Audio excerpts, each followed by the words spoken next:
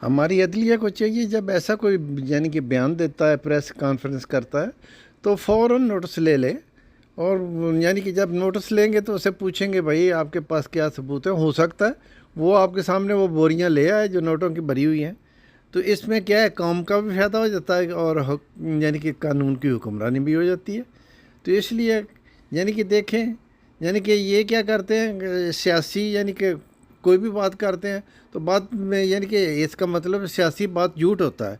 तो ये करोड़ों या अरबों रुपए यानी कि अगर सियासी ले जाएं तो बाद में क्या, ये तो सियासी यानी कि अरबों करोड़ों हैं। यहाँ सियासी मैंने बात की तो इसका मतलब है इनको कानून माफ़ कर देता है कि भाई ये सियासी यानी कि गबन कर रहे हैं, तो कोई बात नहीं।